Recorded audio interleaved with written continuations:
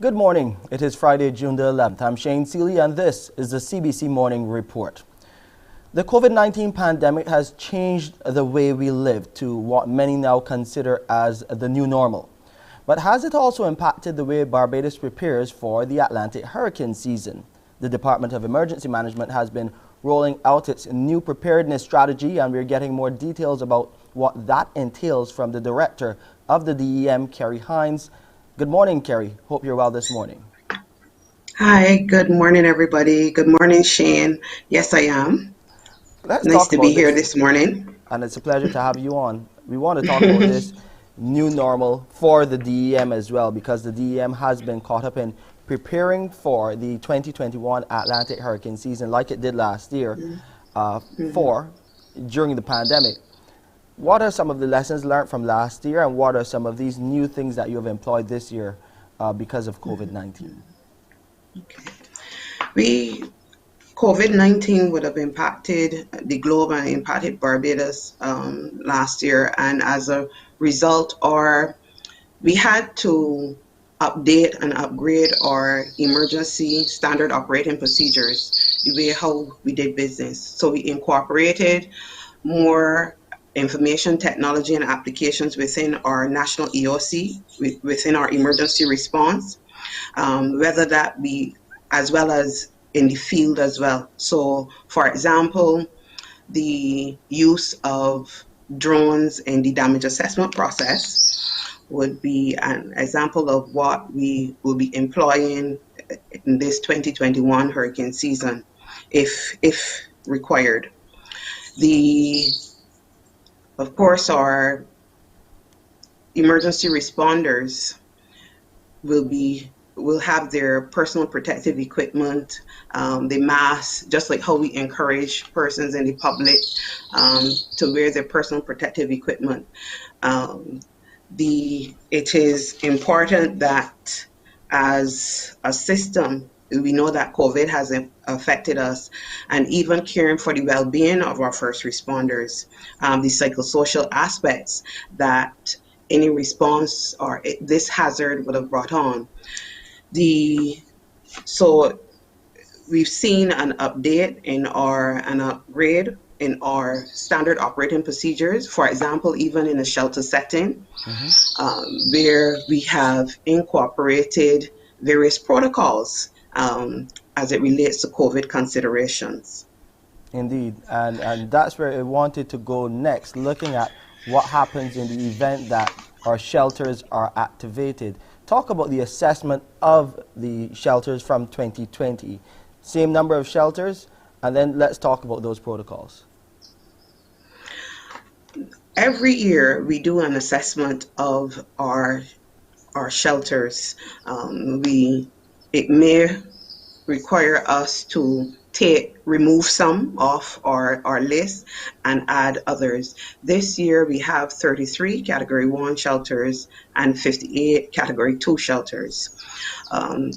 Because of COVID, we've had to look at reducing the numbers because we need to adhere to the protocols, the COVID protocols within a shelter setting to reduce any possible spread if needs be. As part of the entry process or the registration process, like in any other establishment, we would employ the taking temperatures, ensuring that persons are well sanitized, and even taking information at registration in an attempt to screen for any possible effects of COVID per person. No, we also look at the reorganizing the shelter in such a way that if needs be, there is an area for quarantine, there's adequate social distancing. So that means reduced numbers that the shelters can hold, essentially. We encourage persons to walk with their masks and other disinfectants and hand sanitizers. So that would be a part of your emergency kit when you come to your emergency kit and go bag when you come to the various shelters. And of course, the training of the shelter managers and the shelter workers. Um, they would have partnered with the Ministry of Health as well to oversee these protocols and just to impart some knowledge on the shelter response personnel.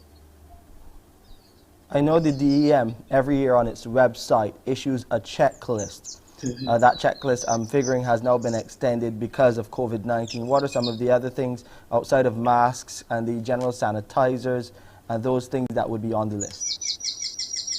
Well, you've hit the nail on the head. Um, just ensuring that persons have their personal protective equipment, as we always. The masks are important. The sanitizers, the disinfectant, those things are very important um, to be a part of your kit, whether you are sheltering in a public shelter or whether you are at home. We always encourage persons to shelter first in their homes, if needs be, shelter with friends and family. But of course, if you have no other alternative, the public shelters are there for you. It is important that we ensure our safety, and I encourage persons to go to the department's website and download the information. The checklist is a very handy checklist, and it you can, and of course, we encourage you to keep your go kits in your cars, in your homes, Hmm. at work. As you know, Shane, I know the checklist is a favorite of yours, Yes. and it has been very, very popular with persons. And I encourage any and everybody to go and download the information. www.dem.gov.bb is that website. You can go there and look Yes. for the checklist, download it so that you can make sure that you got that go by to go in the event of an emergency. But before you go, Kerry, just to clear up an issue in terms of the quarantine that may be set up in the shelters in the event that you suspect someone with COVID-19. Will there be testing on site as well to check and ensure if indeed that person that you suspect has COVID-19 has the virus? We will consult with the health officials, and they will set up the process and the procedures for dealing with any suspect cases. Thank you so much, and thank you for your time this morning here on the Morning Report. Carrie Hines is the director of the Department of Emergency Management. She has a very busy season ahead, and we'll stay in touch with you, Carrie. You be safe until next time. And you as well, and everybody in Barbados. So thank you, good morning, and have a very good Friday. Thank you very much. We'll take a break here and come back with our local, regional, and international COVID-19 updates.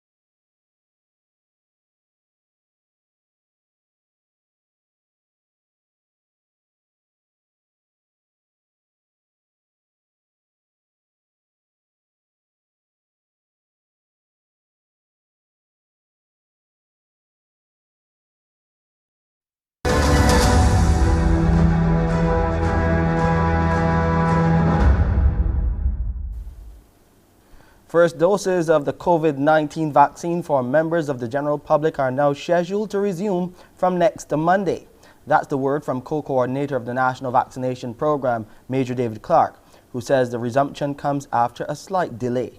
He says the process had originally been scheduled to restart this week but was pushed back due to an overwhelming number of tourism workers coming forward to get vaccinated. Major Clark is appealing to those hotel workers who are interested and still haven't received their first dose to make use of the next few days. We're definitely opening the appointment system tomorrow night, with the first appointments being on Monday the 14th. We're still trying to mop up at present the hotel workers and frontline workers. We have had a number of hotels come forward, but we're still trying. We have 3 more days. We have Friday, Saturday, and Sunday to finish. So I'm asking all the hotel workers to come out and who need to be vaccinated to get their vaccine before we open the appointment system. Because once we do that, everybody will have to go to the appointment system. After 2 days of no new COVID-19 cases, a female has been identified as the lone positive case on Wednesday from among the 459 tests conducted by the Best dos Santos Public Health Laboratory. Meanwhile, the number of people in isolation has dropped to 20. Barbados has recorded 4,033 confirmed cases of COVID-19, 1,952 females and 2,081 males, and that's since March 2020. There have been 47 deaths from the virus. To date, the Public Health Lab has processed 175,046 tests. And news from further afield now, as Chinese health officials are on high alert amid an outbreak of new COVID-19 cases in its southern Guangdong province. Strict travel restrictions have been imposed as mass testing is being ramped up. Strict lockdowns of infected neighborhoods, travel restrictions, and the mass testing of entire cities. Chinese authorities have returned to the pandemic control strategies of last year as the southern province of Guangdong, home to 120 million, battles the country's most serious outbreak in months. It's essential to take the most resolute, the most decisive, and the strictest measures to control gatherings and travels in high-risk areas to block the spread of the epidemic. Dozens have tested positive with the Delta variant of COVID-19, a highly contagious form of the virus first detected in India. 30 million people in the region have been tested since May. Police have detained 6 people for breaking virus prevention rules. Officials say the outbreak has been traced back to a woman living in the provincial capital, Guangzhou. Food and entertainment venues there have been ordered to close. Those wanting to leave the city must produce negative virus tests taken within 48 hours. A serious situation there. Let's hear now from Pearson how he plans to take you into the weekend on the Friday edition of Mornin Barbados. Pearson? Thank you, Shane. The team has been working really hard on this. We saw the line claiming what is rightfully ours. And so we asked the question, what's that about? You'll get to hear more about that when you join me here. We'll also today be meeting some very creative Barbadians. One, a very enterprising young lady who is a songwriter, now a TV host. Another, a Barbadian chef who resides in Canada, who's been doing great things, a part of a big show production there too. And we're asking the question, who is Michael Bowen? Do you know? You'll get to meet him a little later on when you join me here on Morning Barbados. Back to you, Shane. Thank you so much, Pearson. And right here on the Morning Report, we're going to give you details on the progress police have been making investigating the shooting death of a police officer.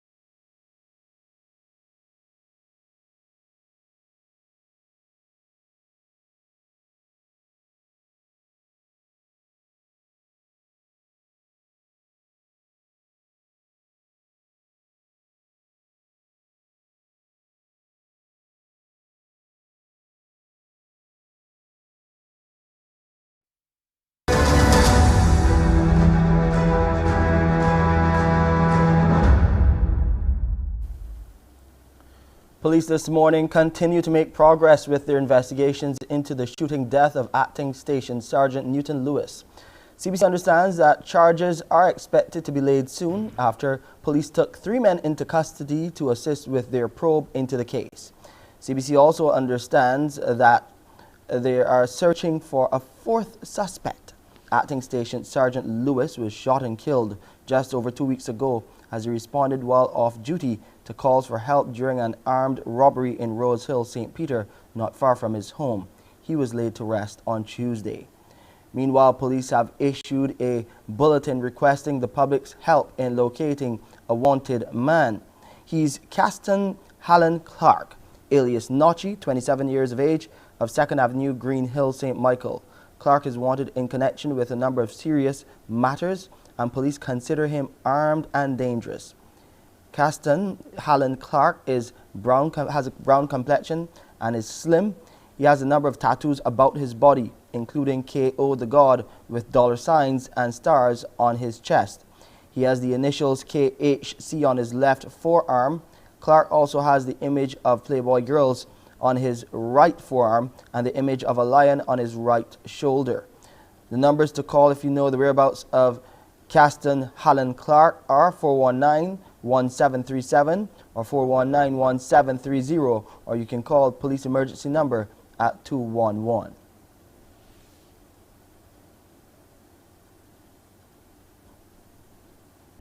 Barbadians who seek local meats and produce as part of their monthly shopping lists may very soon have to pay more for some of their favorite items.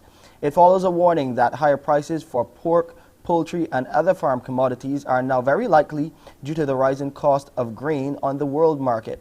The Chief Executive Officer of the Barbados Agricultural Society, James Paul, says there hasn't been a significant increase in the price of milk and poultry over the last decade. He says while local feed prices have so far remained steady, it's not possible to give an assurance that the increasing cost of production would not be passed on to the consumer. We cannot guarantee at this point in time that if costs continue to go up, or if there are any increases in costs, that there will not be increases in the price of, say, major items such as poultry or pork or whatever. Because the fact of the matter is that feed accounts for about 75% of the cost of raising these animals at the same time. However, Mr. Paul says the BAS will still be attempting to help farmers to do what they can to increase efficiency in an attempt to keep prices down. We're going to try to look to see if we can bring in what we will call experts in, say, farm management, and of course persons who are experienced vets from around the world, to see if they can at least impart some knowledge, some skills that will help to improve efficiency on the farms. In that regard, therefore, we'll be looking to, for instance, during the latter half of this year, to do some seminars. Now, for instance, that we are seeing improvements in the numbers in terms of the COVID cases. There's been an official response to a social media post that has caused quite some alarm, in which it appeared a refrigerator was being placed into one of the Sanitation Service Authority's compactors. While the post had given the impression a regular garbage truck was being used to compact bulk waste, the SSA's Public Relations Officer, Carl Padmore, says while the trucks may look alike, a special compactor vehicle was actually used to do the job in question. Thank the members of the public for showing concern. At the end of the day, it's the taxpayers' money. But what they would have seen in St. Michael would have been a compactor truck assigned to the bulky waste crew. That bulky waste crew is led by the bulky waste superintendent, a guy called Derek Brayton. This is not the same truck that would come through your communities and take a household refuge. They look the same, they're built the same, but this one is specially suited and serves the bulky waste. The truck is very well maintained since it services residential and commercial customers. On that occasion, it was assigned to that area in St. Michael to remove, it was a stove, a fridge, and other bulky items as persons calling requests. And that's a service that we've been doing for a while. It also works very close with the commercial department. So when you pay for our service and you have some items, if the truck is not available or the truck is not convenient, we also use that particular compactor truck. Further afield now, though crime is down in the Bahamas, homicides and robberies are on the rise. The statistics were revealed by the Minister of National Security in Parliament there. We have more in this report from Our News.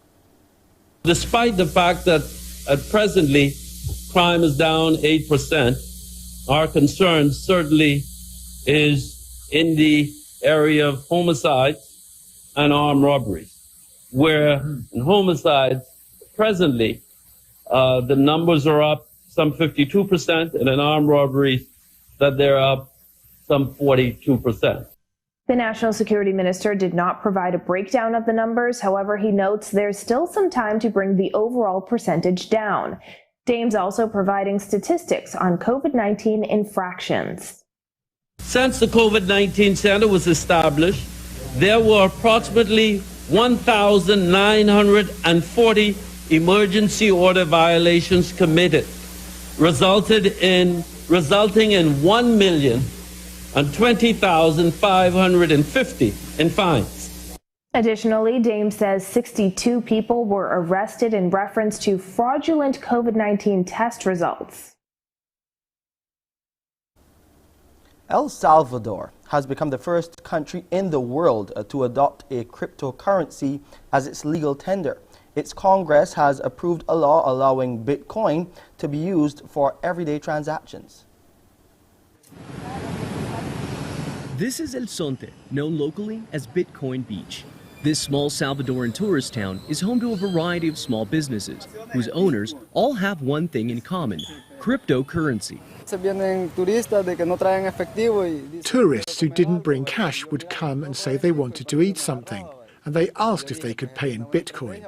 I said to myself, this is a good strategy. I'm going to use Bitcoin and I'm going to start collecting. I downloaded the app and I started selling a lot more. The success of the Bitcoin Beach project has boosted the popularity of cryptocurrency in El Salvador. And on Wednesday, the government announced Bitcoin would become legal tender. Therefore, the law of Bitcoin is approved. Supporters of the measure say the new law represents a vote of confidence in using blockchain technology to bring informal sector workers into a 21st century economy. Let's go over to sports now. The West Indies ended the opening day of the first Betway test against South Africa in St. Lucia on the back foot, as the Proteas closed day one on 128 for 4, which represents a lead of 31. After winning the toss and deciding to bat on a lively pitch, the Windies were skittled out for just 97 inside the first 2 sessions of play. Only Jason Holder managed to get into the 20s, while Shea Hope and Craig Brathwaite had 15 apiece. Lungi Ndigidi bagged 5 for 19 and Unrich Norte 4 for 35. Let's look at the West Indies innings.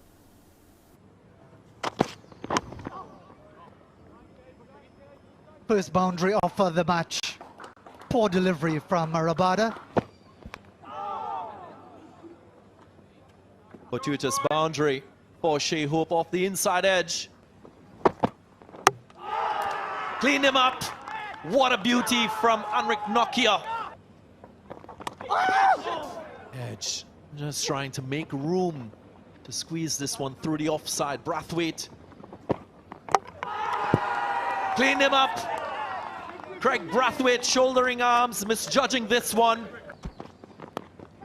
Oh, tried to pull the bat out of the way. Rare loose ball that he's able to capitalize on. Roston Chase. Yeah, he's gone. Finally getting the edge. Very ambitious. Poor shot. Simple catch. And another wicket goes down. Oh, gone. He didn't find the balance in the end at Blackwood. The vice-captain goes and Nokia has another wicket. Edge and gone. Giddy gets himself on the board as well. Ooh, edged and taken. What a catch. Well played. They haven't seen too much of that today. In for 7. Short and wide, and he won't mess around, the big fella. He'll try and put away wherever he can. Good connection. He's got himself a boundary. Crying for the catch. This might be taken. It should be taken. He made all the hard work. That's really good work. Good catch.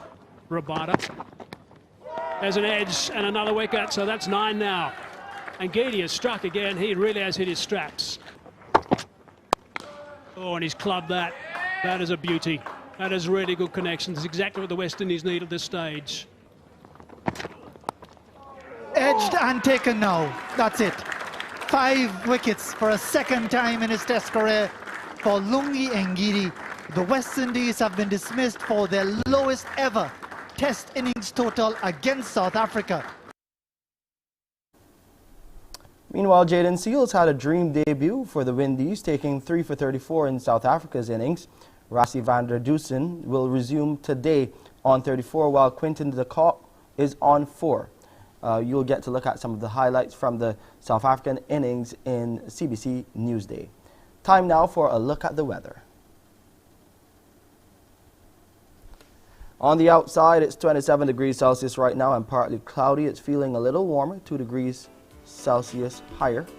At 29 degrees Celsius, the apparent temperature stays.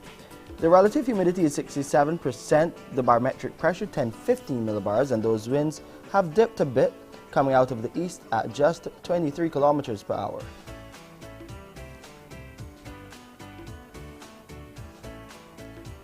We'll get a low tide around 25 minutes to 11 this morning, and the high tide will come our way at 12 minutes after 5 in the afternoon.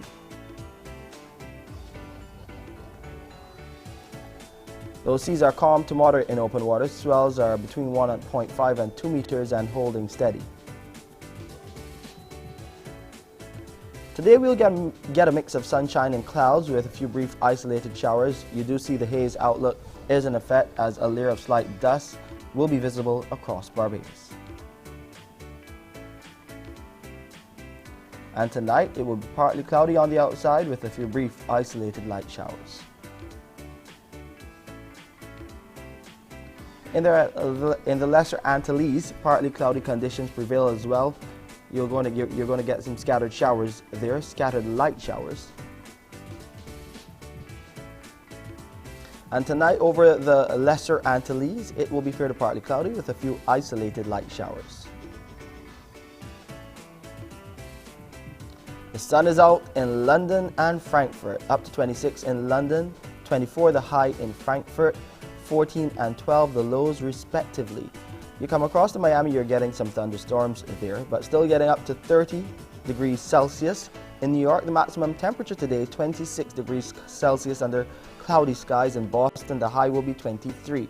And in Toronto and Montreal, 24 and 22, the high temperatures respectively. It will be as cool as 16 degrees Celsius in Toronto and down to 10 in Montreal.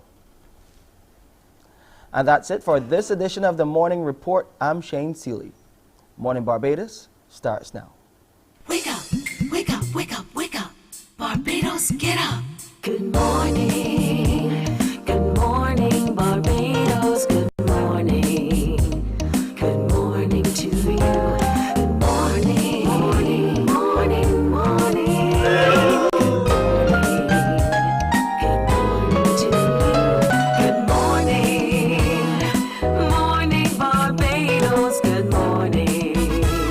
Good morning to you. Good morning. Morning, Barbados. Good morning. Wake up, wake up, wake up. Morning to you. Good morning, everyone. Welcome to Friday, the 11th of June, 2021. Thank you for waking up with us here on Morning Barbados. I'm Pearson Bowen. A very good morning to you wherever you are, particularly those of you watching on our Facebook streams at CBC Barbados or Morning Barbados. Welcome. And for those of you on our YouTube channel, Caribbean Broadcasting Corporation, Good having you company as well. It is Friday. It is the one night a lot of you, I'm sure, are going to be saying, I'm going to have a good sleep because I don't have the alarm for the next day. So relax, breathe just a little bit today. Now, when we saw the words, claiming what is rightfully yours, 185,435 days late, and trillions short, the path to progress, reconciliation and closure, we asked the question, what's that about? It's all part of the Black Consciousness Festival. And there is going to be an event in Barbados tomorrow. And those guys are joining us to share a little bit more about that. That's Dr. John Hunt at the top, a Black Consciousness Festival, he's with it, and Sean Samad, the Content and Communications Director with the Black Consciousness Festival. Gentlemen, good morning to you. Good morning, Pearson. Good morning. Sean, I'd like to start with you. Give us a sense of what the Black Consciousness Festival is about. Well, the Black Consciousness Festival is about a year old. We started in November 2020, and it grew out of the Brazilian Studies program at the University of the West Indies, St. Augustine, where we started celebrating Black Consciousness Day, which became a holiday in Brazil in 2003. And all our activities geared towards students was about raising awareness of what exactly is Black consciousness and what it's meant to do. Is it working, that awareness raising? Definitely. I mean, since we've had the conversations in November 2020, we've seen a lot of the kinds of connections across the diaspora that the festival is hoping to encourage. At the end of the day, we want to see empowerment. We can have all the consciousness in the world, but if we just stay in that state of consciousness and do nothing about it, then we're just spinning. So what are you seeing to be the forward movements that people are actually taking so that this consciousness becomes real and active? Right. So that one of the key pillars of the festival, or the three key pillars, I should say, are pride, power, and practice. And just in those three words, you could see how it's meant the raising of consciousness, the raising of awareness around the pride of people of African descent, and the power that we hold is meant to then urge us to understand how we can take those things and use it in the way that we practice, in the way that we behave, and in the way our culture manifests.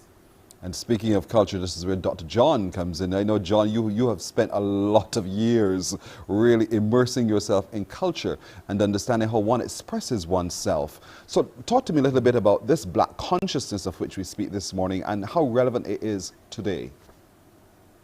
Well, I think it's important that in the way that we talk about ourselves as like who we are, that it involves a conversation about not just what we learn in our books, but also what we experience in our lives. And a lot of times, the various particular histories of people of African descent in this particular instance is not really pushed to the top of the table.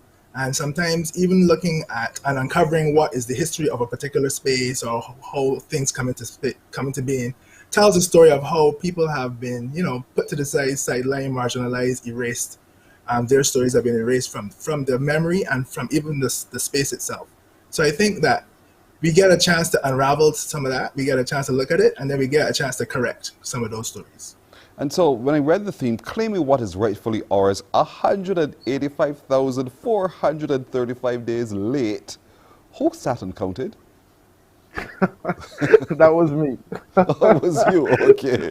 Yeah. And so we're trillions short, but you're going to be looking at the path to progress, reconciliation, and closure. And so there's going to be an event tomorrow evening to mark that. John, you're one of those who's going to be contributing to that as well. So when you look at that theme, what do you think you'll be saying tomorrow that we need to pay close attention to? I believe that the panel that I'm on is on Saturday, but I believe from looking at the site itself, that there are a broad range of issues having to do with how we look at ourselves, what it is that we do know about ourselves, and what we need to correct in terms of the information that we have, so that we can start to move forward with a more balanced perspective, as to what our place in this society is. I mean, like I said, a lot of times we see certain things and we assume certain things, but there's always there seems to be a strategy to erase a certain part of our history in order for people to feel better about themselves, or for us to move ahead without really questioning, the way in which things were put in place, and how we as a whole entire society get to readjust to various realities of how we see ourselves and who we are. Sean, are the stories... Sorry, you were saying, Dr. John?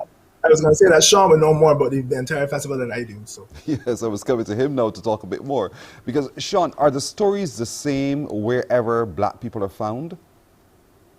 That's a really interesting question. And what we find is that the more that we engage in these kinds of conversations and bring people together across the diaspora, that the stories are different shades of the same color, just as we are, right? So you see differences, of course, slight differences by countries that people are in. So, for example, this weekend in the conversations, we have people coming from Colombia, Argentina, Cuba, Haiti, across the diaspora, and then, of course, throughout the Caribbean and North America. And generally, the stories are the same, which kind of indicate to us that this is not what we experience in any given space, is not unique, but that this is part of a larger system that was created to achieve a particular goal that's not necessarily for us as people of African descent. Well, the theme screams the path to progress, reconciliation and closure. And it's a collective. It's a collective of black consciousness making the way forward. I know discussions have already begun in other quarters towards what's the word? Reconciliation. I'll use that word for now. Reparation. That's the one I want to talk about. How are we doing where that's concerned, and how can you, what markers are you assessing the progress by, Sean? Well, reparations across the diaspora is really complex, and it's because across the diaspora we have different histories. So, for example, in the Caribbean community in CARICOM, the English-speaking Caribbean community, and in North America, the discussion is really far ahead. So we know that CARICOM, for example, has the CARICOM Reparations Commission.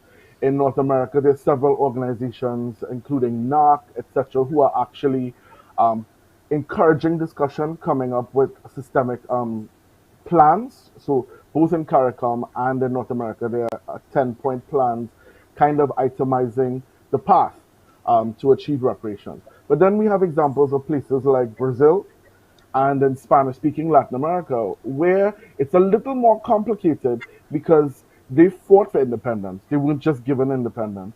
And after they fought for independence and became independent countries, the white elite in those countries continued the institution of slavery, so that the people that they have to seek reparations from are not necessarily, well, in addition to the European countries that colonized them, they also have to seek reparations from the European elite within their own countries, and that makes it incredibly complex.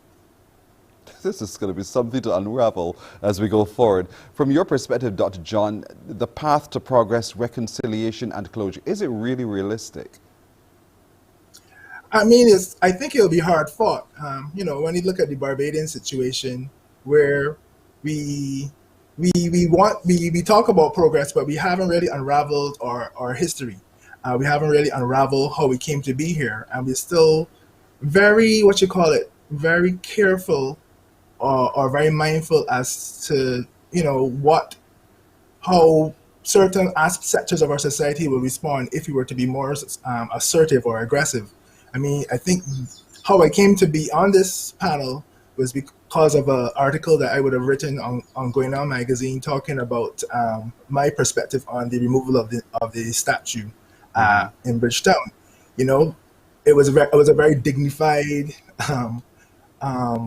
process, and I'm asking certain questions about it, because it does set a tone to give the optics about how we feel about certain aspects of our history on the one hand, and whereas we're in the same space where the statue is, that was the site of tremendous trauma to African people on their way into the country.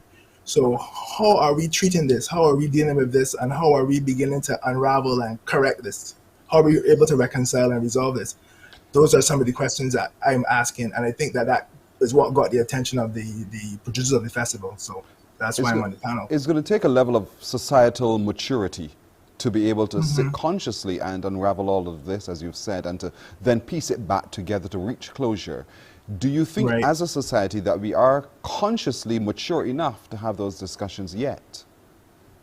Well, I mean,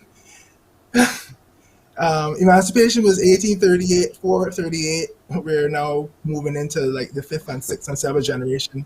Dr. Beckles would say that we have gone that far enough that we can start to look back without really shaking in fear about what might happen. But we still have a lot of people who respect that colonial attitude or aptitude. And there are certain ways in which you see it play out in conversations about class and race and gender and other things in Barbados. So we have to continue to move forward, and we're going to have to continue to have the conversation and to get people to face those uncomfortable, unbearable feelings and truths so that we can reconcile. We can't ignore it. We can't go around it. We can't go under it, and we can't dig a hole and pretend it doesn't exist. So I think that we're going to have to, if we are mature enough, as we claim, 50 years after independence and many, many years after emancipation, we're going to have to start to dig up the skeletons and put them in the proper place and give them their proper due and honor. Face your fears for real. Sean, from your perspective, though, are the people who contribute to the Black Consciousness Festival at a place where they are mature enough to have these meaningful, deep-rooted discussions on what we're talking about? Well, we're seeing that across the conversations that we've had so far, and as the festival progresses and develops, that it is a learning process, that people come to these conversations with their own experiences, with their own ideas, their own perspectives, and it is through these dialogues, these conversations, that they come to a realization that, oh, wait a minute, the things that I may have held as just happening to me and just affecting me and traumatic to me actually are part of a bigger experience. And maybe the more that I talk to other people in the diaspora and the more that we exchange, is the more that we can come to some kind of greater understanding and possible solutions. And I think that's the goal of the festival, not necessarily to give answers to the questions, but to allow people to realize that it's possible to get solutions. So that global conversation space is tomorrow evening, Saturday evening at 6 o'clock in the evening. Who's going to tell me where we can find this conversation and how we can access it? Would it be you, Sean? Yeah, so it's actually a weekend of conversations. The launch and the first conversation starts this evening, but then we have conversations all day tomorrow and all day on Sunday. For people who are interested to find out more, we have a website, theblackconsciousnessfestival.com. And so you can find all the information about the various conversations, who's participating in them, the times of the conversations, and how you can register to view. So you go to the website, theblackconsciousnessfestival.com, and all the details are there. But tomorrow evening for us here in Barbados locally, our people will be there. Dr. John Hunt, that's where you'll be, sharing the stage and the space with Shabaka Kambon. Where's he from? He's from Trinidad. He's actually one of the directors of the Crossroads Freedom Project, which has been actively working on raising consciousness about built culture, about statues and monuments throughout the Caribbean that highlight and glorify people like Christopher Columbus and many others. Boy, demystifying all of the things that we grew up on. Dr. John Hunt, thank you so much for joining us. We look forward to your expose tomorrow when you share with us all that you're able to share tomorrow evening at 6. And to you, Sean Samad, who is the Content and Communications Director with the Black Consciousness Festival. We're all going online to the blackconsciousnessfestival.com to avail ourselves to the conversations that start today, continue tomorrow, and again on Sunday. Thank you so much for joining and enlightening us about all of this as well. And keep the count going, Sean. Thank you, guys. We like the count to end at some point. So yes, at some point, disclosure. You're absolutely right. Thank you so much. Have a good day, gentlemen. All right, Morning Barbados continues right after this. Morning, morning, morning. Good morning. Good morning to you.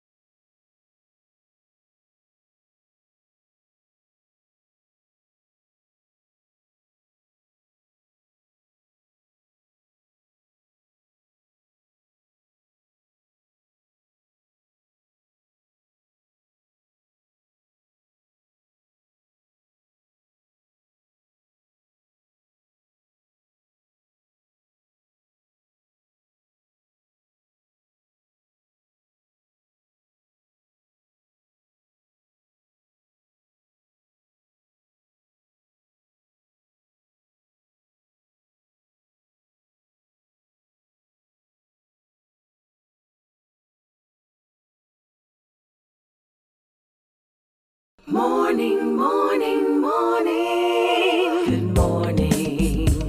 Good morning to you. We're 13 minutes now to go to 7 o'clock at the top of the hour, the news. But let's get to meet the author of Jamila's Amazingly Awesome Hair. What a title, right away we get it. And there she is. That's Shara Spencer. Shara, good morning to you. Hi, good morning. How are you doing? I'm doing very well today. How are you doing? I am well, thanks. This book, Jamila's Amazingly Awesome Hair, what a title. It's beautiful alone in its literature, but it means a whole lot more. Tell me what the book is about. So, Jamila's amazingly awesome hair, and I really love how you stress that, honestly. That was beautiful. Thank you. It's all about celebrating your natural hair. So, I wanted to create a book for little girls and boys to kind of celebrate their natural hair and their beauty. There are a lot of negative stereotypes out there about what your hair should look like. And I think that it's important to kind of start building up our young people and to kind of give them a positive thing that they can hold on to. So that's why I wrote the book, kind of to inspire and uplift, give them something happy and fun to kind of tell their story. We just came off a conversation looking at Black consciousness, and now here we are talking about a book in which there is that need for Black consciousness and the awareness of what one's hair also represents. On who is this book based? So this book is based on every little girl that has had natural hair in her life and has had to go through that journey. Some people are still going through that journey even as adults, and how to embrace it and how to love it. So for me, I've always had natural hair and I've always enjoyed my natural hair. That didn't mean I always knew what to do with it, or that I wasn't challenged by people saying, you know, your hair is hard or your hair is this and that. It doesn't look like what society quotes as good hair. And so because of that, I wanted to create the book to kind of give children some responses. So when somebody says your hair is hard, you can say, no, my hair is strong. My hair has all of these qualities. And so Jamila tells her story. She's proud of her hair. Her hair is amazingly awesome. And in the book, she's tested by her little neighbor who's giving her a hair test to prove it.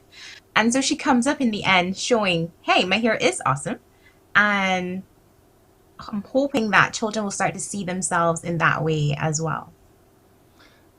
You know, in it, there's a protagonist in Kevin, her next door neighbor, who wanted himself to find out whether or not this hair is absolutely amazing as described. So tell me the thinking behind the character Kevin. Okay, so when I created Kevin, I wanted somebody to challenge Jamila.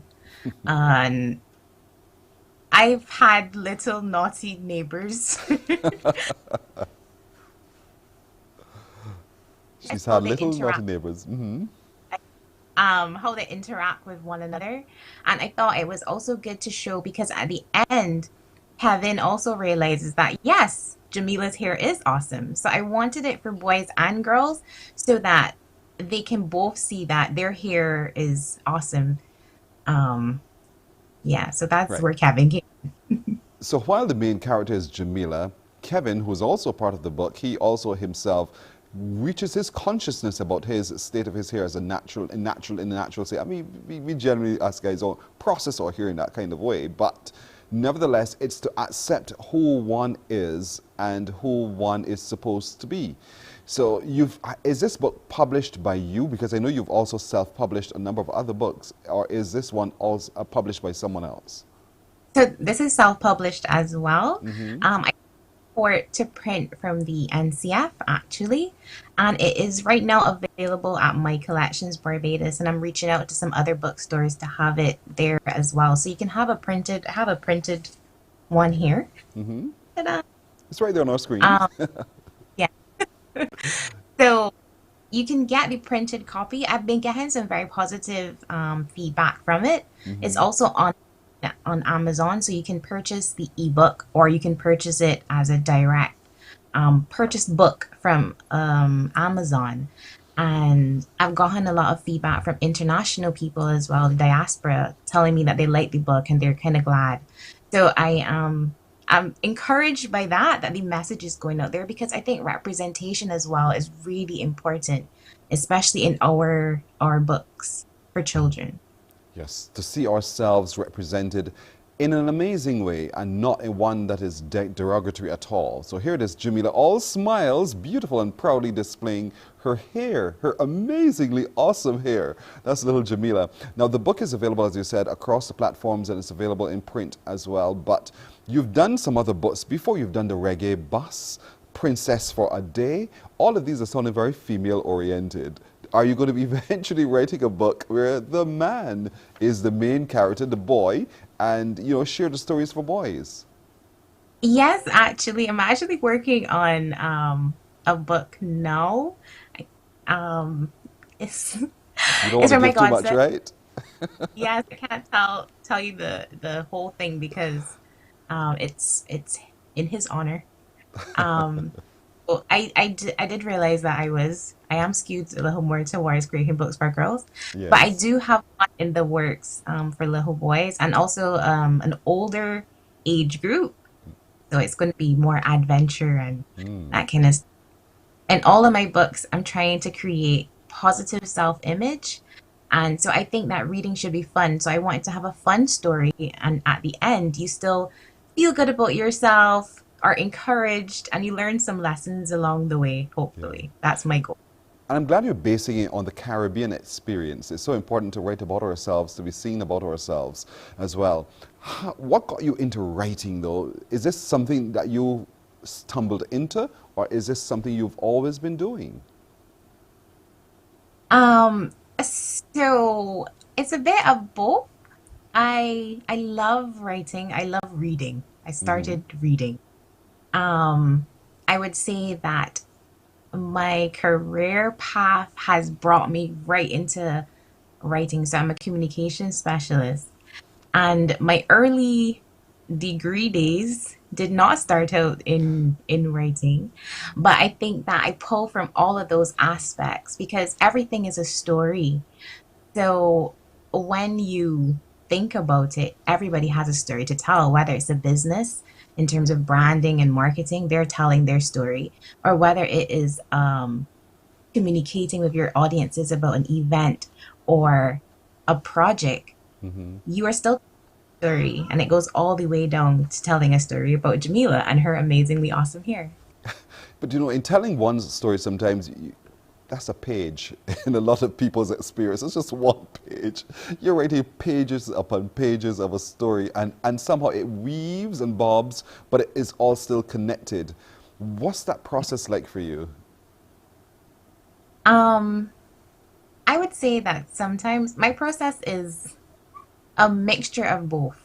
I plan, I write, and then I think I saw a quote that said, writing is I can't remember. They probably said it a lot more eloquently, but that is basically it. So I can come up with a story, and then my process to kind of refine it takes some time. I get feedback from other writers and other creatives, and that's my process. That's your I process. would say. So the book is called Jamila's Amazingly Awesome Hair, and it's available. Please get it, folks. Let the children immerse themselves in it. They'll see themselves, they'll experience themselves, they'll grow far more conscious about themselves and eventually love themselves as well in their natural state. Shara Spencer is the author. She's doing very well, and we want to commend you, Shara. Thank you so much for sharing this experience with us. Thank you for having me. Thank you so much. You're very welcome. Shara Spencer, the author of Jamila's Amazingly Awesome Hair. Now, as we've told you, I've been telling you all the time, there is a huge thing going on here with the CBC, the Ultimate Soca Showdown. And one of those people working hard with the Ultimate Soca Showdown is the one and the only Admiral Nelson. So we've gone upstairs now to just check in with him for a little bit. I know he has other matters at hand. Admiral, good morning to you. Good morning, Pearson. How are you doing, my brother? Good to see you in my most familiar space. Yes. Let's talk about the ultimate showdown for a little bit. You know, how are we doing? Well, we're doing pretty well. I mean, this is so exciting. The fact that you can just simply send us who you believe should be the ultimate soca champion of Barbados and the ultimate calypso king of Barbados. And this morning, I played the Mighty Gabby, and I said, people, you will need to send him about that because, I mean, he's given us so much music over the years. But it's not only Gabby. We got Romeo, who was passed. We got Observer. We got Kathy Lewis. We got Terencia Coward. We got Crystal Come. Oh, Lord, we got that people. So they got to hurry up and send the entries quick because they got until the 16th, until the 16th. But people have been coming up with some things. Invader. I'm surprised the level of response that Invader has got from this competition. But I'm looking forward to it, man. Really. I know. And the great thing is you get a chance to play the music to create the memories so that we can know for sure who we want to get into the 16. Yeah. Every time you do it, Pearson, as you would know, man, every time you do it, somebody say, I don't remember he. I don't know when last I heard this song. I love it. I absolutely love it. Like, now I'm playing TC. And this is a beautiful song here. Oh, man. And I've been doing this. I just love it. It gives you a chance to really go back in your archives and show off. So I tell you what, I know you have other matters at hand, right? But thanks. And Admiral, over the time we'll be connecting with you as we walk through the ultimate showdown. Thanks so much for joining us, my brother. Man. You have news coming up. Yeah. No problem at all. Have a great day, Pearson. And the crew. Likewise, Admiral. Thank you, Admiral Nelson, of course, keeping track and keeping you company on Q100.7 FM as we share the great music of Barbadians during the crop of a season, what would have been too. So we look now for the ultimate soca showdown, the ultimate kaiso king, the ultimate soca champion. All of that and a whole lot more across our stations. So we'll take a break right here. When we come back, we'll update you with the news. Morning, morning, morning. Good morning. Good morning to you.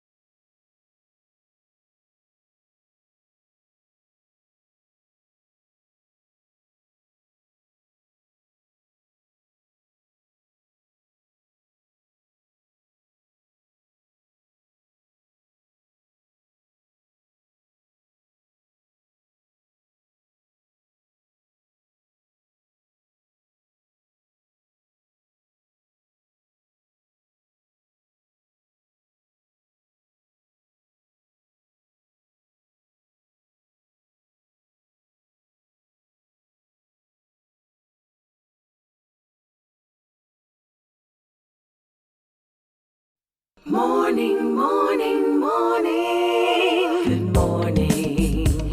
Good morning to you. All right, let's take a look at the news now. Here's Shane Seeley. Yes, here's your 7 a.m. headline news, and we're hearing this morning that a designated section for quarantine will now be a mandatory feature for hurricane shelters here in Barbados. This is just part of the enhanced measures introduced by the Department of Emergency Management as the DEM continues to roll out a new level of preparedness for the 2021 Atlantic hurricane season. In light of the COVID-19 pandemic and community spread here in Barbados, DEM Director Shanah Hines tells the Morning Report this is now the new normal and spoke about the upgrade in the department's standard operating procedures. Because of COVID, we've had to look at reducing the numbers because we need to adhere to the protocols, the COVID protocols within a shelter setting to reduce any possible spread if needs be.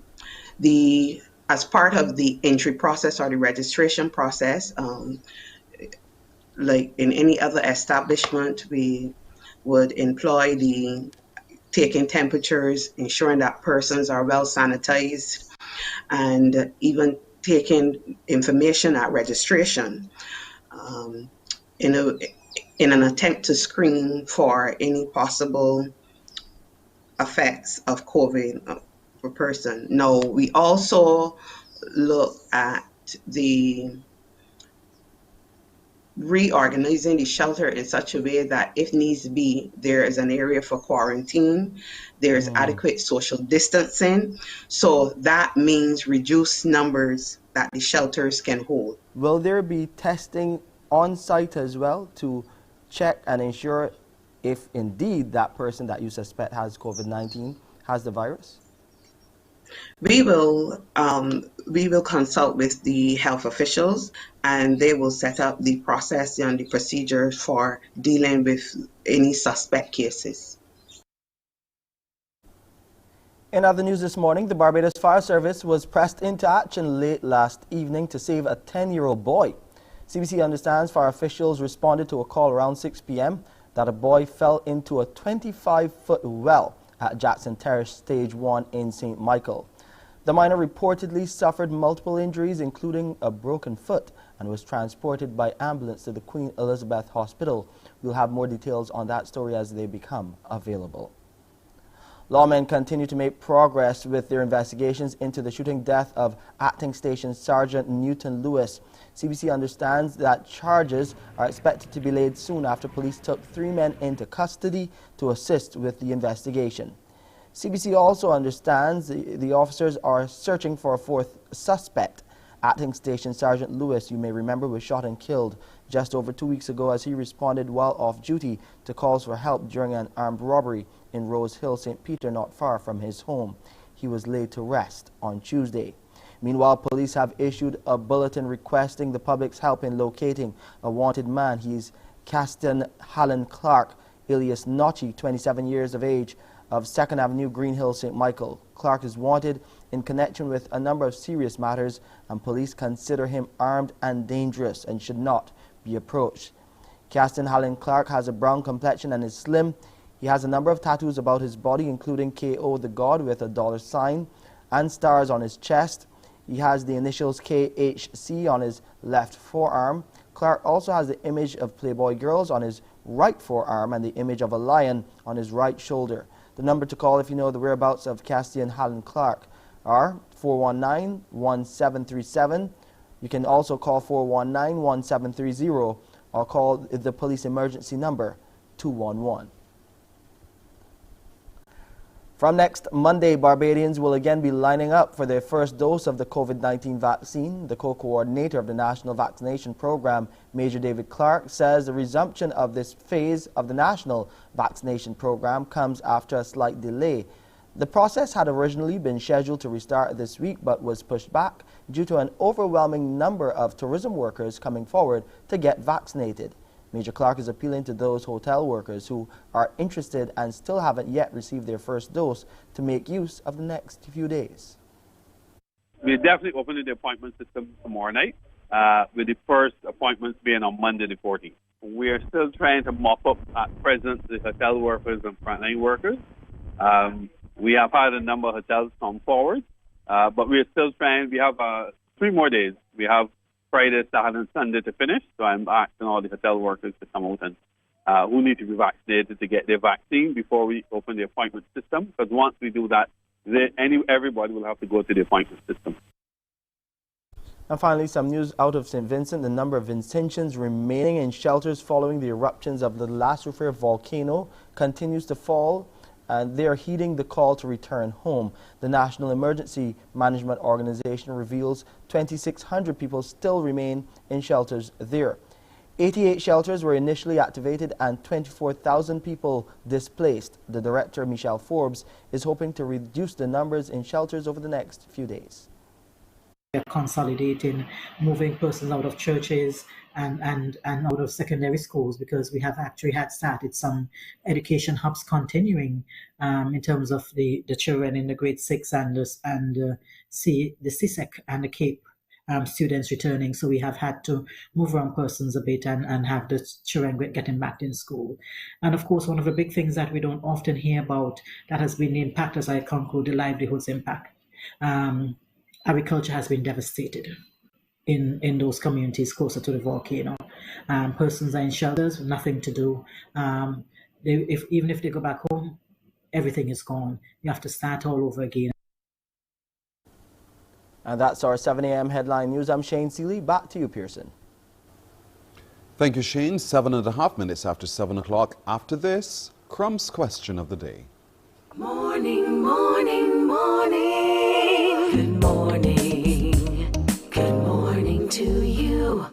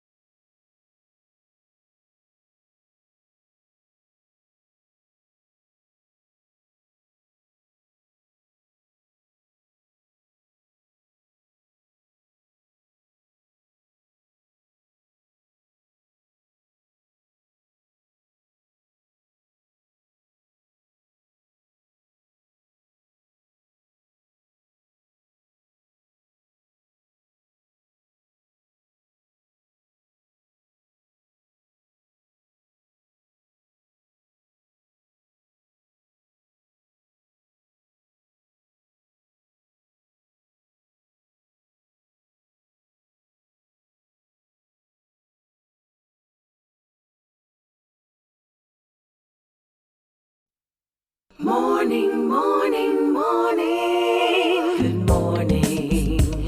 Good morning to you. Time is swiftly moving by. It's approaching 10 minutes after 7. Let's get on to our Crumbs question of the day. You call me now on 228-5562 or 228-5563. A little bit of fun we're going to have right now with you on the phone. Here comes today's Crumbs question of the day. The question today is, on what date was Barbados included in the UNESCO list? On what date was Barbados included in the UNESCO list? Do your research fast and call me on 228-5562 or 228-5563. On what date was Barbados included in the UNESCO list? I'm sure you know this one. I was about to say Simple Simon made that poem, but maybe it's a challenge for some of you. On what date was Barbados included in the UNESCO list? Good morning to you. Hello. Hello, good morning. Hi, how are you? I'm good. Good. What's your first name? Sonia. Sonia. Sonia, what's the answer? 2018? 2018? Yes. Where you come from, Sonia? I'm from Black Rock. What parish is that in, Sonia? St. Michael, Black Rock. You got that answer right. You got the other one wrong. Thank you, Sonia. You're Hello? wrong. Thank you. Yes. Hello? You're wrong, Sonia. But I didn't understand the second part of the question, Pearson. The first part was, on what date was Barbados included in the UNESCO list? You said 2018. That's wrong. My second question to you was, where are you calling me from? You said Black Rock, St. Michael. That you got right. But you got the answer that I want wrong. Laugh and go out now. Have a good day. You too, Sonia. All right. 228-5562 or 228-5563. Those are the numbers to call to tell me on what date was Barbados included in the UNESCO list. You get a chance to win with Crumbs Bakery today. You will know that Crumbs is delicious, right down to the very last crumb. Good morning to you. Hello. Hello, good morning. Hi, first name, please? Lee. Say it again? Lee. Okay. Lise? Yes, So what's please. your answer to me today? Is it June 2011? Don't ask me questions. You got to give me answers. June 2011. You're sure about that? Yes, please. What makes you so sure about that? I read it Read it where? on the net. At least you're honest, Lise. So where are you calling us from, Lise? Regency Park, What parish is that in, Lise? Christchurch. Thank you. When I ask questions like that, I want you to tell me where exactly you are. All right, so thank you for watching from Regency Park, and thank you for calling to tell us it was what, June, what day in particular? Day? The 25th. Look at that, we're going to reveal it to you. You're right, June the 25th, 2011, as you read it from the net. Thank you, Lise. Stay on the phone, all right? You've won today with our Crumbs Bakery question of the day. Phone, we'll take some more details from you because someone from Crumbs Bakery will be calling you to make arrangement with you to collect your delicious delights. From Crumbs Bakery, they have some, thank you too as well, lots of baked products that you are going to enjoy and you will find delicious right down to the very last crumb. Stop at the Crumbs Bakery today and try it. We're coming back after this with more. Morning, morning, morning. Good morning. Good morning to you.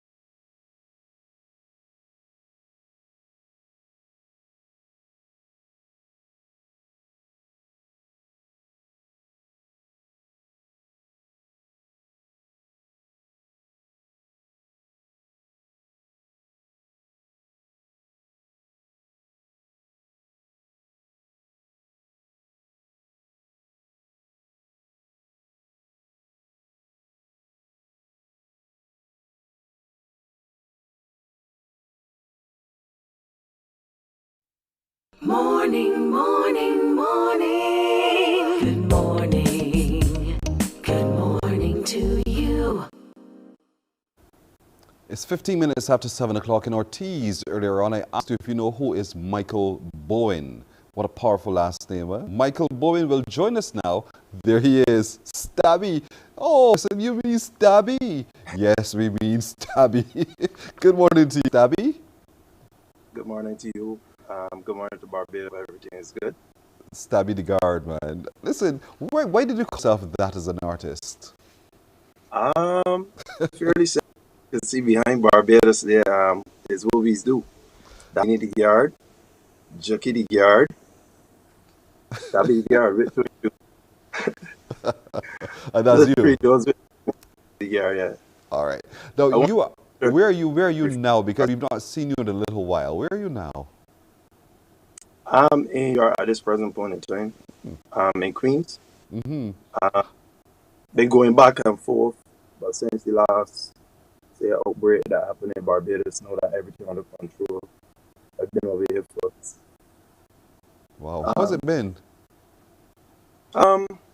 Been good because touring and access to gigs and bookings and stuff like that. As certain states hadn't shut down, certain states are still open.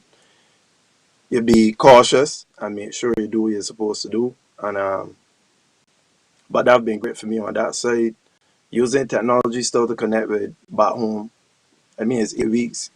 It's not the same thing, but you know, it's better than nothing at all. I'm told that tonight you're moving from Mhm. Queens, you're heading down to Atlanta. Yes. In Atlanta, I have a gig in a club called Entice. So I even in a couple hours catch a flight, Atlanta, represent for Barbados. You know, it's yeah. In Atlanta, no doubt. I can't wait to see you this evening. So you're encouraging everyone to come out to support Stabby at the club this evening. And there he is. It's perhaps for a lot of you, your once-in-a-lifetime experience of Stabby the guard. He's going to be really, really good. But I'm also told that you've decided you're going to make some transitions in your life as well. You've now moved to becoming a vegan. Why? Right. I'm not exactly. I'm still transitioning. Because once in a blue moon, I would still have fish. So it's kind of in between pescatarian and vegetarian right now. But I'm fully transitioning to vegan. I only cook vegan, but obviously, as an artist, when you're touring and traveling, sometimes you don't have access to the food that you would want. So what you do is take the lesser of the evils. So most of the time, I would have fish if that's what they have. But so I was saying 95%, but I'm soon there. I'm not there yet. I get in there. I get in there. But what caused you to make that decision? I think when you start to do research and understand your body and understand life more, and you do research, it makes you basically once you eat meat, you will have let me say bacteria, um, parasites, and stuff in your system. So then you have to cleanse that out, and it makes your body work harder. For somebody like me that depends on my fitness, that depends on my energy, it made more sense. Plus, my diet and I would eat a lot of snacks. Like everybody else would struggle with that. $50 a week, $60 a week in snacks. Wow. Obviously, without inflation now, that'll probably be like $85 out at this time.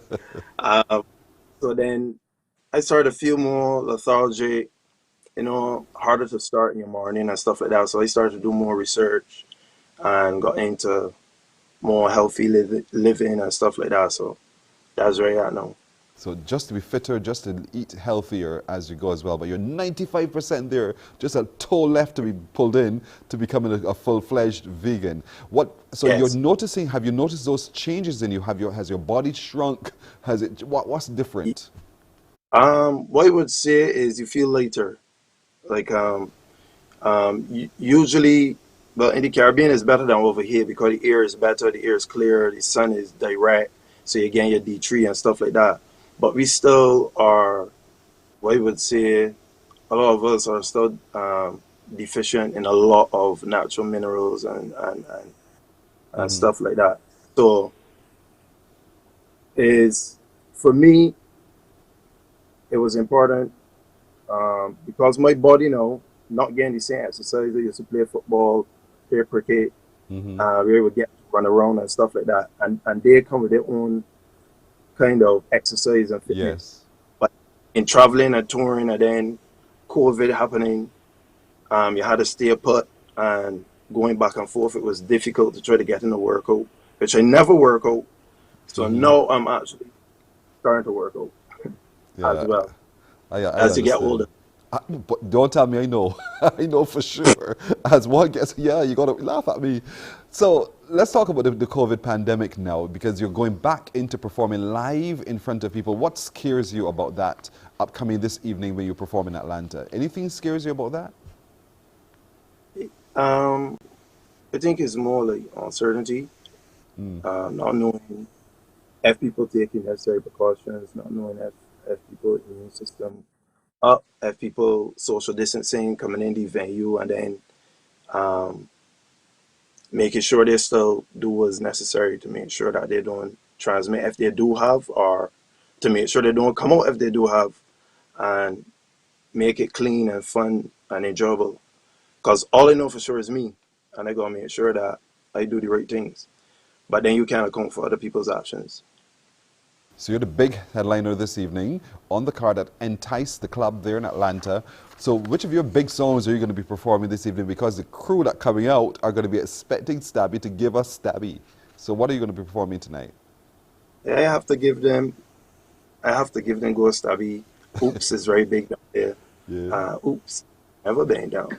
Peak Bop. And this last release, which is called Questions, has been going really well over there. So that's after not releasing music for so long, and then as soon as you drop, it just taking off. So yeah, there's a desire for the music. So Questions is your latest release, and we're hearing a bit of it coming through in our ears. I know you can hear it too. Tell us about that song. What caused you to raise the questions? As an artist, as a writer, you always try to find unique ways to say, I guess, similar things, but from a different angle. But to bring fresh ideas. And normally when they do songs, it's tend to be more aggressive, so the men get more enjoyment. It almost be a little more, punishment on girls. But I think on this tune, it was for me to bring the male and the female together to at least all the girls bubble and the men dance, to bring them together. And to make sure, right? Remember that how that law when you had to answer dancing? Can I get a dance to you or you'll get locked up? Remember 4 years ago when they were talking about that? So this concept was always on my mind. So it's like I just brought it back to this thing. It's great music. Of course, you'll hear this music on 94.7, the best 24/7, and on 98.1, the one as well. But great music coming from Stabby, the guard, and Stabby's back with his song Questions. He's performing this evening at Entice, that club in Atlanta. He's still performing, he's still doing great things, and Stabby, it's been wonderful talking to you today. If your son said to you today, Daddy, I want to be just like you, what do you say? I tell him, that's a difficult one. I tell him, be more than me. That's what I would say. And to learn not only from my mistakes, not only from your mistakes, learn from mine, and to just strive to be better, to be honest. Because where I come from to where I am now, I would want him to be like now and more. And but with the understanding that I would have had with the experiences from younger to now. What's the beautiful thing about being a father? Again, like a breath of fresh air. Like you sometimes you get nervous with the responsibility. Make sure like you have to take care of this human being. You have to take care of this person, and you love this person more than you love yourself. It's something unique about that. It's something very hard to put into words when he smiles or he says, "Daddy, look." It's as simple as that. You could having a bad day. I just when I think about my son it's hard to put into words. But it's almost like a out the body experience. That's what I would say. That's beautiful. Michael Stabby Bowen, we're proud of you today. We want to wish you all the best with this performance this evening and all of your future endeavors as well. Thank you for joining us from Queens, New York, and continue flying that flag right there behind you, flying it really high and proudly as well. Thank you for having me, and have a blessed day. Likewise to you. Thank you so much. Morning Barbados continues after this. Question simple. How many jokes do you want? Girl, how many stops do you need? Girl, how many walk-ups do you want? Girl, you could get these, yes indeed. Girl, how many jokes do you want? Girl, how many jobs do you need? Girl, how many walk-ups do you want? Girl, you could get these, yes swiftly. You could get it by the boat or train, my girl. You could back up on the railing. When you push it back, girl.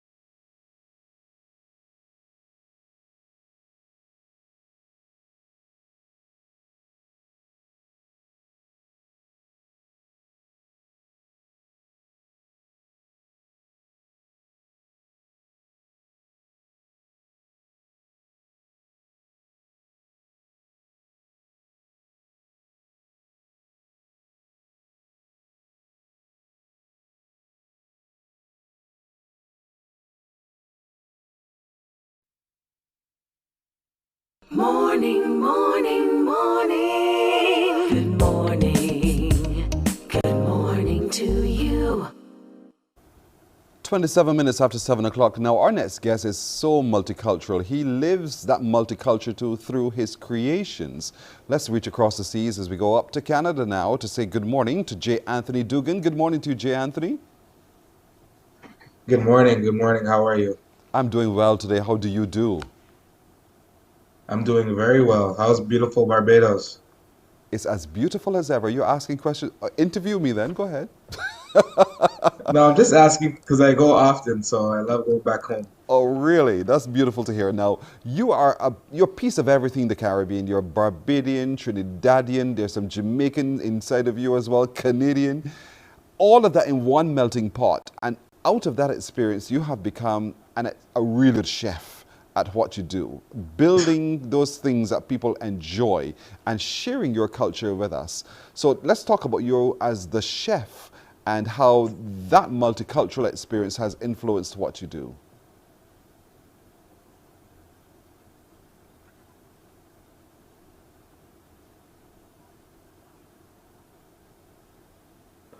Well, mostly my grandmother is from Barbados, so I grew up a lot in the Bajan tradition in terms of cooking with fish. So my mother's side is all from Barbados, and my dad's side is from Trinidad and Tobago. So I learned a lot about. I've been eating cuckoo and flying fish since I was like 3 years old. And on my dad's side, I've been eating a lot of roti, bread making, a lot of curry from a young age. And my aunts are from Jamaica, so I ate a lot of like jerk chicken and different parts of things that jerk pork and different parts of the Caribbean. So as I became a chef, it was easy because my palate already had these kind of like these tastings from different parts of the Caribbean. So I was allowed to implement all that into my restaurants here back home in Canada. Which one do you think you're better at cooking and preparing? The Barbadian, Jamaican, Trinidadian, Canadian? Which is it? I'm a big advocate in all parts of the Caribbean because I believe that the Caribbean is one. I don't believe that we're so different from each other because a lot of techniques are very similar. It just breaks down in different ways because different traditions and different ways of like enslavement. So I don't really say like I cook better Trini or cook better Jamaican. I just feel like all Caribbean is one, make beautiful. All of us make beautiful food. The Canadian palate, though, the traditional Canadian, that person who's born in Canada, is it yet open to enjoying the flavors of the Caribbean? I would say in certain parts of Canada, it's very, very prevalent. Like Toronto, it has a humongous Caribbean population. Montreal too. We have a humongous. Montreal is very, very big in terms of Carabana, Fete, and all that stuff.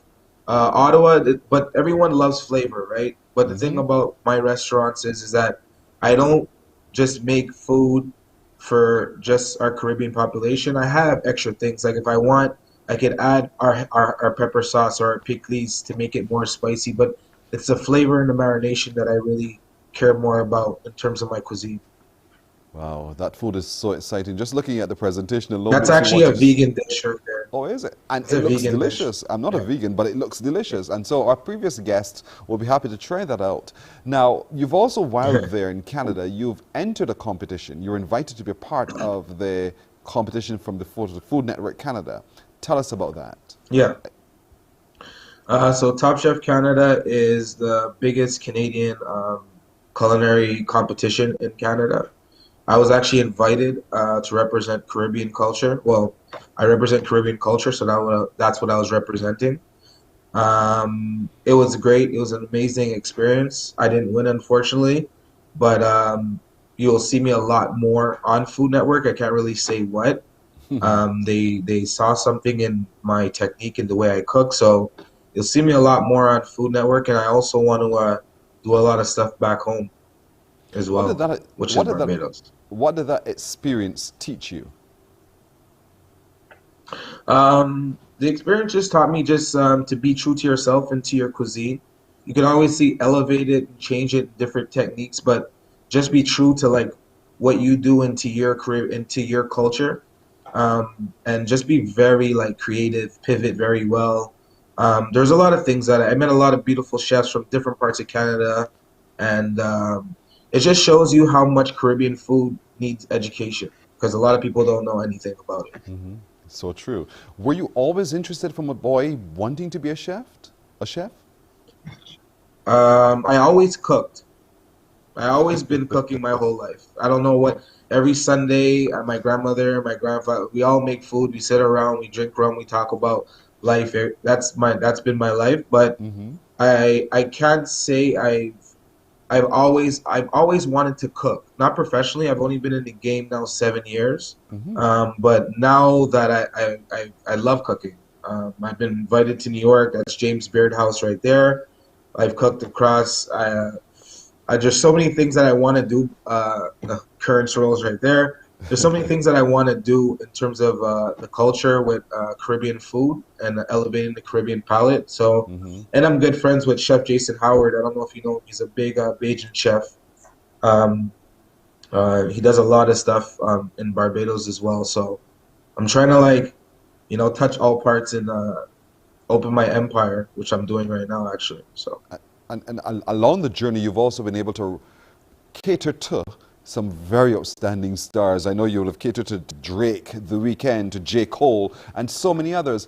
So here it is, this little boy who loved to cook is one day mixing and mingling with these individuals. It must have been so surreal. Yeah, it was at the beginning. And then after, when you cook for them often, it becomes something more of just like a regular person with different palates. Because after a while, it kind of becomes a little bit because not everybody has their own personalities, right? So not everybody is what you think they might be. So it's an amazing experience. I would say cooking for celebrities is great, especially if you want to get your social media platform out and show that even people that are celebrities are reaching out to you to cook for them. So it shows like your worth and your notoriety as well. So, but it was very fun. It's cool. It's a different experience, and it's very different. It's a very different experience. I can tell you that. How would you describe your future now? Let's look forward. What do you see that to be? Well, I'm opening more restaurants moving forward throughout Canada. I definitely want to expand, and I definitely want to invest in Barbados. I feel like I feel like the culinary scene in Barbados is extremely beautiful, but I want to bring my touches to parts of the Caribbean, not just Barbados, but Trinidad, and certain parts that I believe, maybe Jamaica, maybe Antigua. I don't know. Depends where I would like to open more restaurants, but I definitely want to invest back into Barbados.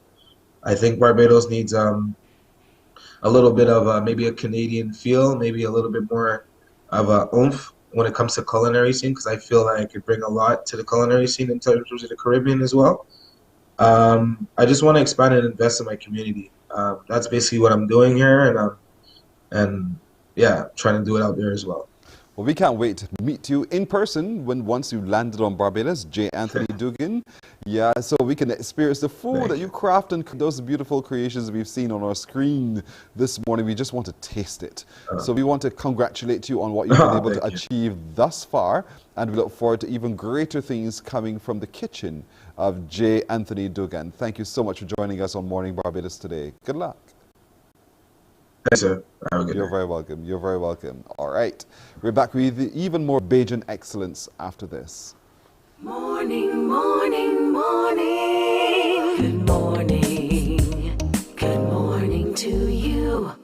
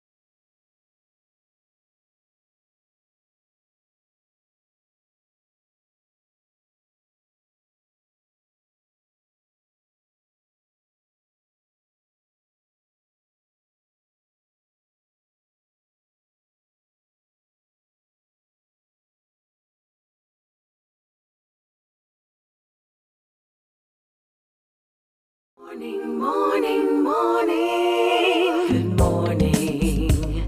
Good morning to you. So every Thursday night at 10 o'clock right here on Beijing TV TV8, you would see our next guest. And you ask the question, well, who is she? She's Shanah Hines. Good morning to you, Shanah Hines. Good morning, Pearson boy. How are you? I like the way you said it. I'm very well today. We've come to know you now. We see you on TV. We know who you are. We hear you express yourself. So now you walk around the street and everybody recognizes you. How is that going? I mean, that's normal for me. A lot of people knew me from before, from my dad. My dad is Japanese. So my whole life, me and be like, I know you are, But yeah, it's kind of different now. But what they probably More didn't know, is that you are also a songwriter. And so I'm sure everybody said, "My saying, what? For true? What did she write? Who did she write for?" So let's drop some names so everybody begin to recognize your talent. Yes, so I've worked with Faith Calendar, I've worked with Fire B, Grateful Cool, and I got a lot of things coming up for this summer season as well that you're gonna hear more about me too. Also, the future really looks bright for you. So when did this skill in writing, how did you discover that Shanah Hines could put some words together and it makes a song? I could always write as long as I could remember, but I thought it was normal. I thought that everyone could do it. So I remember in primary school, me and my friend, who is now a writer as well, not a songwriter, but she writes for a living. We would write songs, we would write little nursery rhymes, like just things to entertain ourselves, and we would read a lot. So that is how I got into it. Obviously, for like common entrance and stuff like that, I always had like the best compositions, and people would be like, "Oh, how you put together these stories?" My teachers would even say like, "Yo, like this story is very good for your age." But I never really took it that seriously until secondary school, and I started writing longer songs or more full songs, just in like pop genre or things that I would listen to. And one day I was singing one, and one of my friends at school was just like, "What's that you're singing? Who sings that song?" I was like, "No one sings that song. That's just me." And she said, "You could probably like do this for a living, like sing and write songs." And I was like, maybe I should sing and write songs. And that's how that came about. Is there any artist who you wish you could write for? Pearson, I don't wish to write for anyone. I plan on who I will write for. Huh. And I really want to work with Patrice Roberts. I really want to work with Shensia. Um, Working with Faith was something that I really wanted to do. I want to write for Allison as well. Of course, Rihanna, Beyonce, want to work with SZA. So I write songs that empower women. And so I just want to work with all of the powerful women in the industry, in the music industry, to get my message out there. So how do you say it's a plan? You have a plan. So how do you plan Yes. to get your work in front of their faces or their management's faces? Well, it's like a roadmap. I'm very big on manifestation. So I make vision boards of the people that I want to work with. And I have a manager as well, Paul Paris. And I just tell him, well, he encourages me as well to think about who I want to work with. And I tell him, oh, well, I'm interested in working with these people. And we just make a plan of action of how we're going to get it out there. But most of the time, I just write a song and I pitch it, or me working with one artist leads me to working with another one. Just being in the studio or them enjoying the song that I did for them, and referrals is very important in music as well. Have you ever wanted, you hear your song, you hear the song that you've written, and have you ever thought to yourself, you know what, if I had sung that myself, it would have been ... Do you ever feel that way sometimes? Not really. I don't enjoy singing as much as I enjoy writing. I love to write. I like to sing, but it doesn't really appeal to me as much. And I think that that's what makes me a good songwriter as well. I am not interested in keeping my best songs for myself or anything like that. I really do write and put all the love into the writing, and I want the artist to really bring it out how they see fit. I don't really have any jealousy or anything inside of me singing like, oh, I could sing that better. It doesn't happen. Your space because of your father, because of you now, and all of the rest of it. What do you see about Shanah Hines that a lot of people don't necessarily see and that you wish they could just open their eyes to and understand? What would that be? I think that would be that I am a very loving person. I guess if you get closer to me, you would know that. But I am very soft. And it does not seem that at all. It was in that from my writer's name or just from speaking to me, because I'm very assertive, very strong woman, very confident. But I want people to know and understand that you can be both. You can be confident, you can be assertive, you can know what you want, but still remain soft and still remain kind. That's what I'd like people to know about me. Ah, that's a beautiful thing for all of us to take note of today. Now, as you write, there's also some concern about, and particularly in the calypso genre, about the way some songs that are performed are written about the female's anatomy, and songs that encourage women to behave in a particular way.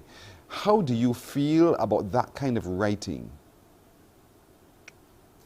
I think there's a space for everything. I do not judge music based on its content. I know that everyone likes something different and it will appeal to a particular market. So I just judge it like that. Like, if it sounds good, I will like it. I do get the concept of some songs could be better crafted in order to relay a message, but not in a crass kind of way. But that's something that I think we are coming around to, and we're getting better at, like everyone in the industry together. My stance is, I know that women do like certain things. I want women to be able to embrace their sexuality and embrace who they are completely, but on our own terms. So when I write songs, I write it from a female perspective and I take back the power. So when you hear a song like Don't Break Yet, speaking from the opposite angle and telling the man, you know, what you need to be doing, that's the sort of song or the sort of music that I want to put out there to show women, yeah, we're not going to let these men talk about us, and we're not talking about them, or we're not talking about ourselves, you know? We are going to say how we set the standard. Confidence that you have and possess, who do you think, or what do you think helped to shape that and created the foundation for that? Definitely my parents. They always led me to believe that I can do anything that I want to do, that I am a great person, that I am a kind person, that I can affect people positively. So I would owe that to them. I've also been through like a lot of different, I guess, negative parts or scenes in my life that have helped shaped me. Like, I had a choice where I could go and be a negative person, or I could continue to be optimistic and continue to be myself.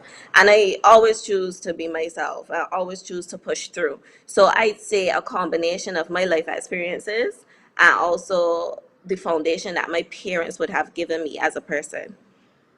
Changing scenes of life, you've been able to withstand all of those ebbs and flows, and you've done it very well. A lot of people don't know that you're also a part of the Bacchanal Time as a stage manager, the production team, and a whole host of things that have really grounded you in the arts. So they now see you on TV and they're saying, but who is she? We know she's Kevin Hines' daughter, but who gives her the right? But now that we understand better your background, I give myself the right. Look at you. I give myself the right. You're a big girl now, so to speak, so therefore you give yourself the right. How does Daddy feel about all of this, though, and how you are presenting yourself now? He is very proud of me. He would be proud of me if I was doing anything. If I was a gardener, if I was a grave digger, he would be proud of me. He loves me so much, and it's just unconditional. But he is really glad to see that I am blossoming and growing into myself, and people can see me and see the me that he's always seen as well, as opposed to just seeing him. He didn't really want me to be involved in entertainment at first. He wanted me to do like IT or something, you know. But where he realized that I really had the love and the passion for it. He supported me, he encouraged me, and he still pushes me to be even better every day, every week, every year.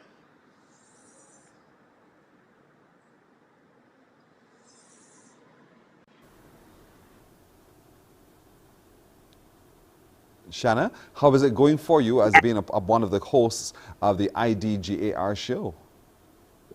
It's going really good. I'm really enjoying myself. I'm very reserved person usually, so I wasn't really about being in the spotlight, but I'm actually having a good time. I love working with the team at CBC. I love working with Ras. So glad that we made that connection because, no, we have a business connection and also a friendship, and I love a bond. I love to bond with people. So it's been really, really great so far. So far, so good.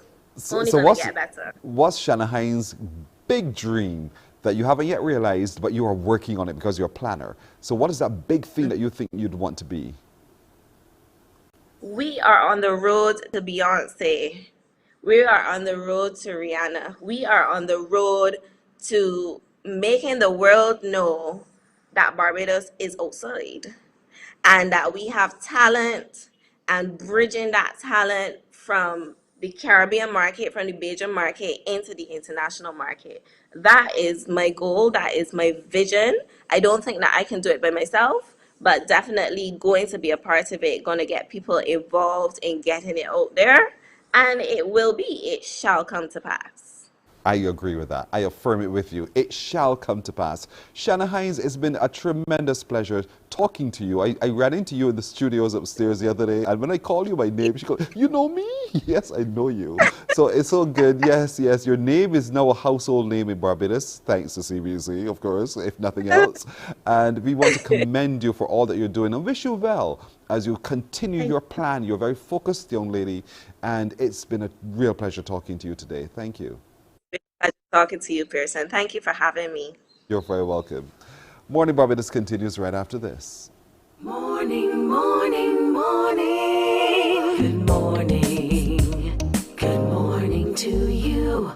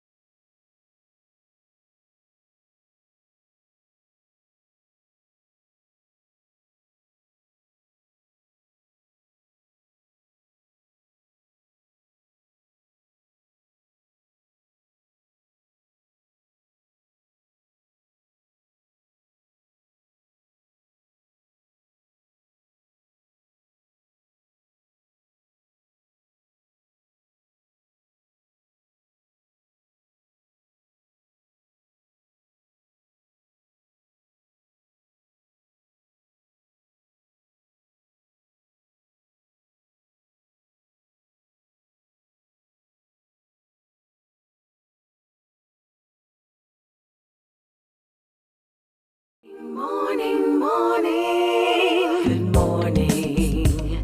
Good morning to you. Time really gets away from you. It's 7 minutes now to go to 8 o'clock. This next guest lives his life indeed. Jacob Layson is his name. Good morning to you, Jacob. Good morning. How are you? I'm doing well. How do you do? Well, myself. I just started That's good. You were a semi-finalist in the Beige to the World competition. We saw your performance. But you do so much more. And you've just released a song, Vie ta vie, Live Your Life. Vie ta vie, yeah. Yeah, I tried my best at it, trying to get myself ready for this interview. So tell us about that and why you wrote that song. Okay. Well, that song just talks about life in general to me. I met it with an old friend, and we were just having a lot of funny conversation just about everything. And I think we realized together that life is kind of like a train that has to keep moving, no matter what. You can't change the past. You can only look towards the future and try to make it better for yourself and for everybody. And as the song goes, because we're getting older. Yes. Live your life. And there it is. You are a surfer as well, so you're on the waves. And you're between life. You're literally on the wave of life and death, because anything could happen, God forbid. And I'm sure that surfing was also a part of your view on life. Talk to me a little bit what surfing means to you and how it shaped your view of life. Well, surfing to me was my way of just getting away from everything. You know what I mean? You go out there, you stare at the horizon pretty much, and you're looking for the next wave. That's all that matters in that moment. It's just you. Yeah. So that's what it means to me, man. You're just out there, and you are in the elements. Anything can happen, right? Anything can happen. So just live your life. Sorry? So just live your life. You're out there, so anything can happen. Thing is, I kind of think that, if we're all here for a short time, so make it good. No, this is so good. This is so dramatic. There you are with your guitar underwater. Oh, yeah. Can you see it? Yeah, I see it now. So tell us the concept behind this.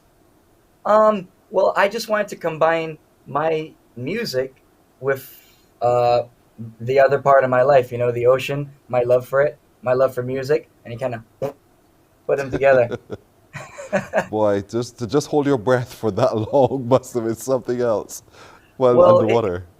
It was quite a challenge because there's a lot more than you'd expect, because the guitar, naturally kind of wanted to float. Yes. So it was quite difficult to get that picture, but well worth it, I think. Very creative indeed. So seat me into the genre of Vie ta vie. What is it in? Is it acoustic? Because I know you play your guitar. How would you describe that track? Oh, that's an interesting question.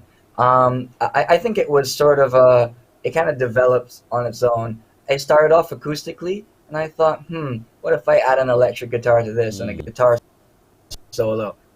I developed naturally the way it, Yes. So how would you describe your voice? Oh, kind of almost very rough, but not like in a bad way. You know what I mean? That's just how I sound. It causes you to stop and think for just a moment, the voice. Yeah. I guess piercing. You know when you hear me. Yeah. You know what I mean? You know when you hear me. I like that because it's important to, I suppose, to any vocalist to be able to have a distinct space so that when you hear it, you know exactly who it is. So you've crafted this skill over time. How long have you been practicing and doing all that you do with the guitar and singing and creating? Well, I started playing guitar. Well, I started playing piano first, actually. I was a pianist. I still play nowadays. But I started playing guitar after that, around about 15 or so. I guess the reason is because you can't bring a piano to the beach very easy. So makes sense. It's quite heavy. So I got into guitar around that age, but I sort of kept with it. and then I realized, I could sing too. So I sort of, they just came together. I like that you started with the piano. I keep saying to people, the best foundation in music is classically trained. And so the ability to tickle those keys and understand the scales, it's fundamental to everything that you do going forward. And so far, you've done so very, very well, Jacob. And it's been our immense pleasure sharing with you this morning on Morning Barbados. I want to wish you every success with this track. Is it available for download? Is it available where? It's available on all streaming platforms like Spotify, Apple Music, Amazon. You name them, whichever one. Just look for it. I must say, I have more songs coming out. There's a new one I'm very, very excited about. It's going to be out in less than a week. So be prepared. Be prepared to hear more from Jacob Layson. Yeah. Jacob, all the best going forward. Thank you so much for joining us. No problem. Thank you. You're very welcome. All right. Couple things to remind you of, everybody. Don't forget the anti-violence campaign. That virtual launch is tomorrow evening at 5. You can watch it right here on CBC TV8. The DEM, they're having a poetry contest for children 7 to 11. And you have until today to get those entries in. And over the weekend, just pay attention to what's happening with Beige Fit. Is happening in your community. There is an exercise activity just for you to stay fit, Beige. That's it for today and for the week. We thank you for joining us. For the crew, to all of you, have a great weekend. See you Monday. Wake up, wake up, wake up, wake up. Barbados, get up. Good morning.